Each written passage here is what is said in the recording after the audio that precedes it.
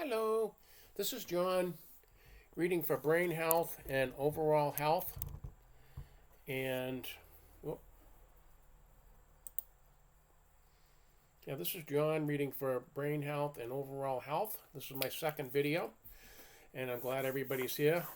Glad everybody's doing good. Hope everybody's healthy. Um, I just want to go over some of the things I was talking about before about starting to read and reading early, even if you're late in life like me, because I didn't read my whole career. Was so busy, and by the time you get home after work, you're cooking supper, playing with the kids, doing stuff, shopping, things like that. But these are some of the easy ones. This is Siddhartha by Herman Hesse. This book here is an easy book. It's only like 150 pages. Very, very, very good book. Very, very enlightening book. Something easy to get you going. Another book that I read was My Reading Life by Pat Conroy. And Pat's a famous author. And he tells the story about how he started his reading career and all the stuff that got him into it. The other books that he read that he fell in love with. Very, very good book also. One of the most recent books that I just read was David Baldacci, Calamity of Souls. Calamity of Souls. Oh my God. What a fantastic, fantastic book this was. I couldn't put it down. Literally could not put it down. It's about, let's see, 470 pages, give or take a few. But what a wonderful, wonderful book.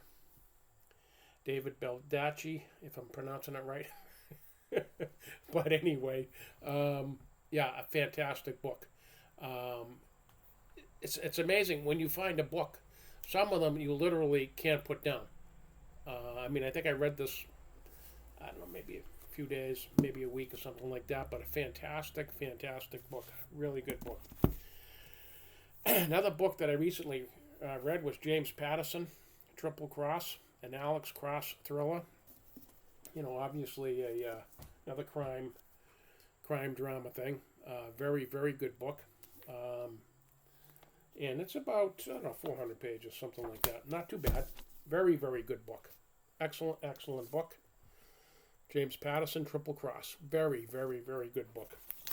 Another one that I just finished was James Patterson, The Jailhouse Lawyer. Fantastic, fantastic book. It's about 560 pages, but very, very, very good book. Very, very good book. So recently, like I said, my first video I was talking about the fact that, when you're starting a family or you're in school or college, you don't have time to read for pleasure.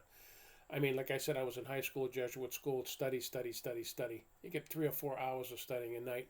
By the time you're done studying, you're tired, you want to go to bed. Basically, same thing in college. Freshman, sophomore, junior, senior year. 5 or 6 different courses each year. A lot of studying, a lot of term papers, research papers. You're up until, I can remember being up typing my research paper 3 in the morning. Now, back in those days, I graduated in 78 from UMass. Didn't have computers. We had an electric typewriter. It was self-correcting typewriter. It was fantastic. But other than that, you had a manual typewriter. But it was a lot of work done. Computers didn't come out until, oh my God, early 90s, I think. Early 90s. So with the cell phone. That's the other thing that takes away from being a good reader or reading a little bit earlier in life is the cell phone issue. Cell phones didn't come into play here until 1990. And so you didn't constantly look at anything except pay attention to your family or to your schooling or to your friends. That's what you were concerned with. People today are more concerned about what's going on in the cell phone, and not even talking to family or friends. They're on the websites, this, that, and the other thing, what's new, blah, blah, blah, blah. And of course, never mind driving with a cell phone. That is absolutely a no-no. People should not be driving while they're on the cell phone. Absolutely not. Absolutely not. But anyway, my wife and I took a trip last night, early evening, down to a discount store called Savers. And Savers, and of course I don't have the book up here in my study, but Savers, you can get discount clothing, furniture, all kinds of things, CDs, videos, glassware, decorations, and they have books. These used books. I got a beautiful Thoreau book, Thoreau's essays, yesterday. It was only like $4 or something like that. And of course it's downstairs. I didn't bring it up here to show you, but fantastic, fantastic book. And you remember my last video I was talking about I almost threw away a lot of really good children's books. Well, here's one of them right here that I just found on the bookcase. Hans Christian Andersen's Fairy Tales, right here, hardcover, beautiful, beautiful book.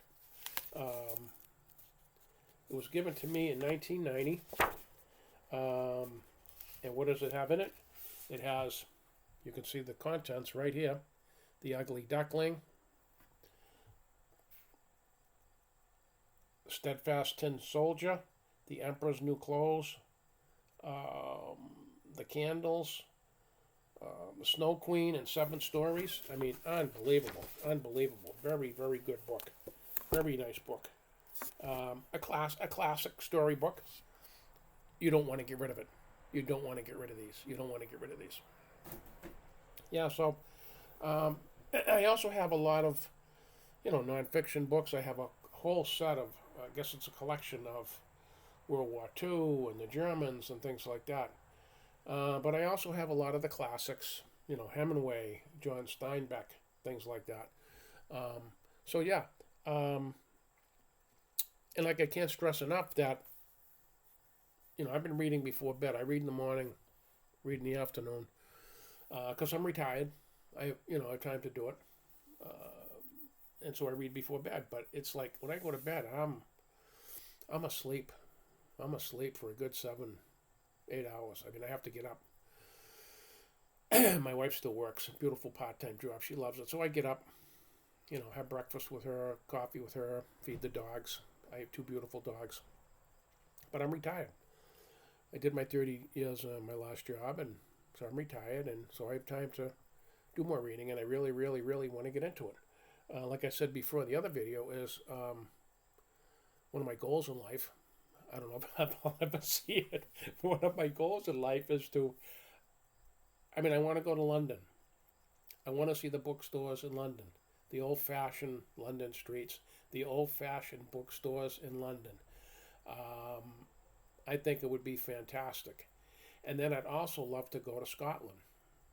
There's certain areas in Scotland, I can't think of the name of it, Hay on Wire or something like that. There's a certain street or streets in Scotland that have, they have the most bookstores in that area. It's like 10, 15 bookstores between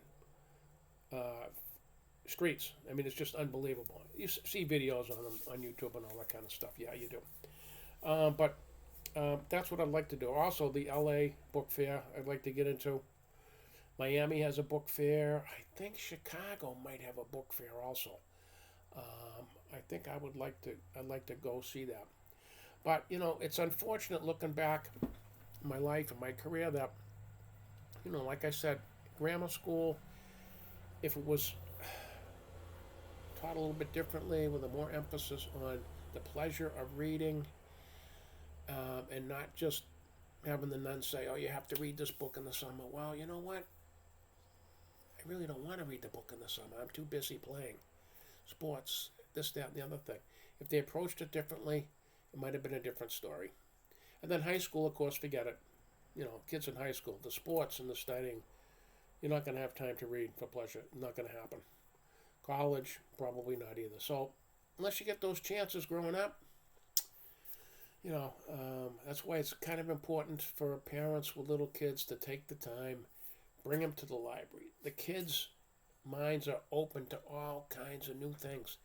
Open the book, see the pictures, read to them as parents. They love it. They love it while they're having breakfast before school. Open up Humpty Dumpty. Open up anything. A small Disney character book with the pictures in it. And then at night before they go to bed, that's what they're thinking about when they go to bed. The book that you just read them, that's what they're thinking about. So you install a love of reading that early on.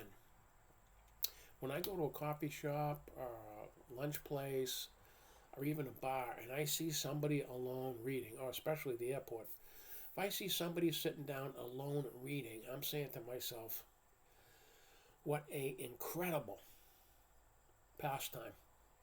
What an incredible pastime. And when you see somebody reading, it's like looking at somebody that they love doing what they're doing. They love reading in a bar by themselves, having a beer, enjoying it, taking their time, or at the airport waiting for a flight. What better to do than read? I mean, what else are you going to do? Sit there and just watch people going to and fro? No. A beautiful book. A beautiful book. It's just incredible. So anyway, this is kind of a short one today. I went over some of the books that I thought would be good. You know, if you're going to start early, like this Herman Hesse Siddhartha, that's only 150 pages, things like that. You want to start off small. You want to start off small, and you want to enjoy what you read. So that's my video today. John reads for brain health and overall health. And I hope you enjoyed it. Hope to see you again soon. Thank you.